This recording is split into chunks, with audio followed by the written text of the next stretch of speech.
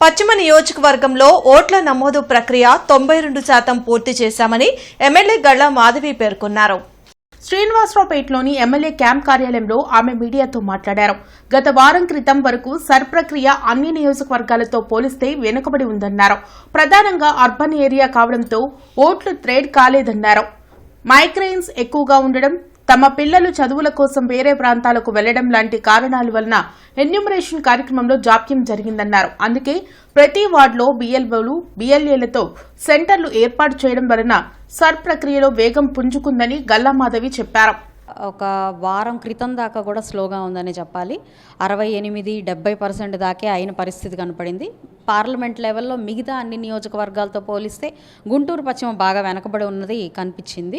దానికి కూడా ప్రధానమైన కారణం ట్రేస్ అవ్వని పరిస్థితి, లేదంటే చుట్టుపక్కల విలేజెస్ నుంచి వచ్చి ఇక్కడ స్థిరపడిన వాళ్ళు ఎక్కువగా ఉండడం, వాళ్ళు తమ ఓటు వాళ్ళ విలేజెస్లోనే ఉంచుకోవాలి అని అనుకోవడం, and at the same time ఇక్కడి నుంచి అందరూ మైగ్రేట్ అయిన వాళ్ళు ఎక్కువ ఉండడం, చదువుల కోసం, ఉన్నత చదువుల కోసం మనకి విదేశాలకు వెళ్ళిన విద్యార్థులు కూడా పశ్చిమ నియోజకవర్గంలో ఎక్కువ ఉండడం వల్ల, ఇలాంటి కారణాలన్నిటి వల్ల ఇక్కడ చాలా వరకు మనకి వెనకబడిపోయిందనమాట సర్ ప్రోగ్రామ్ అనేది.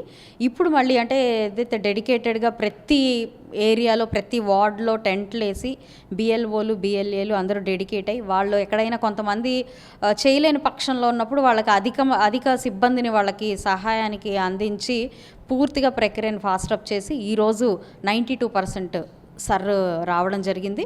కంప్లీట్గా మనకి దొరకనివన్నీ కూడా అన్మ్యాప్డ్ అన్నీ కూడా వాళ్ళని పక్కన పెట్టేయడం జరిగింది.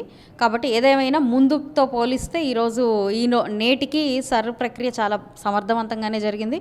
అర్బన్ కాబట్టి మనం ఇంతకంటే కూడా 92% ఇన్ అర్బన్ అని అంటే చాలా బాగా జరిగినట్టే అని నేను అభిప్రాయపడుతున్నాను. అంటే పొడిగించే అవకాశం నాకు తెలియదు, కానీ అడిగారు అన్నది మాత్రం సమాచారం ఉందండి. స్టేట్ ఎలక్షన్ కమిషన్ వారు సెంట్రల్కి ఇంకొక 10 days ఎక్స్టెండ్ చేస్తే బాగుంటుంది అని అడగడం జరిగింది. అయితే 13 డిస్ట్రిక్ట్స్ ఇప్పటికే 100% సర్ రీచ్ అయిన పరిస్థితుల్లో మరి అటు నుంచి ఎలాంటి సమాధానం వస్తుందో చెప్పలేం, కానీ బట్ యాజ్ 90% దాటిన క్రమంలో పొడిగించడం అనేది అది ఎంతవరకు కరెక్టో నాకు తెలీదు.